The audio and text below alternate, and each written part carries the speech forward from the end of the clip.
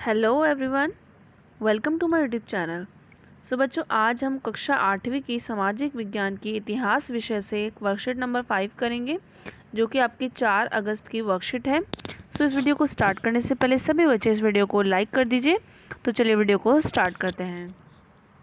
तो यहाँ पर हम व्यापार से साम्राज्य तक पढ़ेंगे, यानी कि पार्ट 2 पढ़ेंगे, ठीक है, जिसका उपविषय हम पढ़ने वाले हैं ईस्ट इंडिया कंपनी के पूर्व में आगमन, यानी ईस्ट इंडिया कंपनी कैसे आई थी भारत में।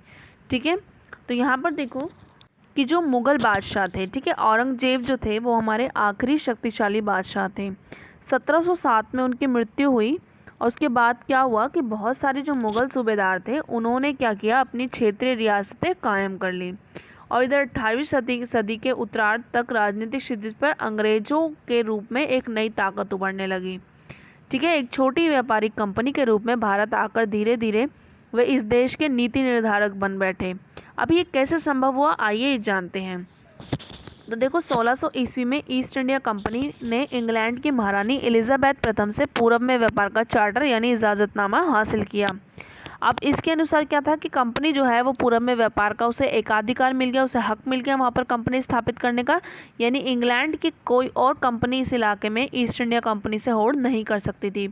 तो इसके द्वारा कंपनी क्या करती थी कि समुद्र पार जाकर नए इलाकों को खंगाल सकती थी, वहाँ से सस्ती कीमतों पर चीज़ें खरीदकर उन्हें यूरोप में जो है ऊंची कीमतों पर बेचकर मुनाफा कमा सकती थी। दूसरी चीज़ जो है वो ये है कि लेकिन यह शाही दस्तावेज जो था वो दूसरी यूरोपीय ताकतों जैसे फ्रांस, डच, पुर्तगाल पूर्व के बाज़ारों में आने से नहीं रोक सकता था। जब तक इंग्लैंड के जहाज़ अफ्रीका के केप ऑफ गुड होप पर चक्कर लगाकर हिंद महासागर पार कर भारत पहुँचे, तब तक पुर्तगालियों ने गोवा में अपना ठिकाना बना लिया था। अब यूरोप में क्या हुआ, यूरोप के बाज़ारों में भारत के बने बारीक सूती कपड़े, रेशम के अलावा काली मिर्च, लौंग, इलायची, दालचीनी, इन सब की भी ज़बरदस्त मांग थी यूरोप में। तो इस वजह से क्या हुआ कि सभी यूरोपीय कंपनियों के बीच क्या है, प्रतिस्पर्धा के कारण कंपटीशन बढ़ गया। भारत में इन सारी चीज़ों की कीमत बढ़ने लगी और मुनाफा घटने लग गया। अब बाज़ारों पर क्या हुआ, कब्जा करने की इस होड़ ने कंपनियों के बीच लड़ाइयाँ शुरू करवा दी। अब धीरे धीरे इन लड़ाइयों की वजह से उन्होंने अपने आप को सुरक्षित रखने के लिए बस्तियों की किलेबंदी करनी शुरू कर दी और इस कारण उनका टकराव स्थानीय शासकों से भी होने लगा, जो राज्य का मुनाफा होने के कारण इन व्यापारिक कंपनियों से पहले से दुखी थे। ठीक है, उदाहरण के तौर पर बंगाल के सूबे को देखते हैं। तो यहाँ पर 1691 ईस्वी में हुगली नदी के किनारे पहली इंग्लिश फैक्ट्री जो थी वो शुरू हुई थी, जहाँ निर्यात होने वाली चीज़ों को जमा किया जाता था। अब जैसे जैसे व्यापार फैला, कंपनी ने सौदागरों और व्यापारों को फैक्ट्री के आसपास बसने के लिए प्रेरित किया। अब 1696 तक आते आते कंपनी ने इस आबादी के चारों तरफ एक किला बनाना शुरू कर दिया और 1698 में मुगल अफसरों को रिश्वत देकर 3 गाँव की जिम्मेदारी भी खरीद ली, जिसमें एक गाँव कालीकता था जो बाद में कलकत्ता बन गया और अब इसे कोलकाता कहा जाता है। कंपनी ने मुगल बादशाह औरंगजेब से फरमान प्राप्त कर लिया, जिसके अनुसार कंपनी बिना शुल्क चुकाए व्यापार कर सकती थी।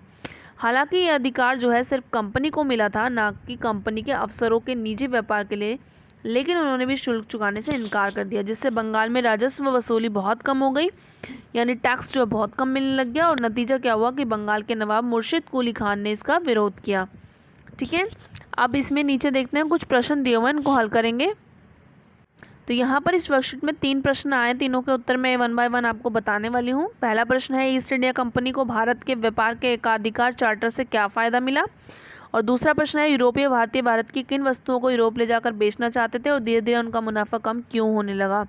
और तीसरा है, आपके जीवन से संबंधित किसी भी क्षेत्र में एकाधिकार आपको किस प्रकार प्रभावित कर सकता है। अपने जीवन के किसी उदाहरण के द्वारा आपको विस्तारपूर्वक लिखना है। तो इस तरीके से इस वर्कशीट में आपके तीनों प्रश्न के उत्तर मैं 1 बाय 1 बताने वाली हूँ। तो चलिए फर्स्ट क्वेश्चन से स्टार्ट करते हैं।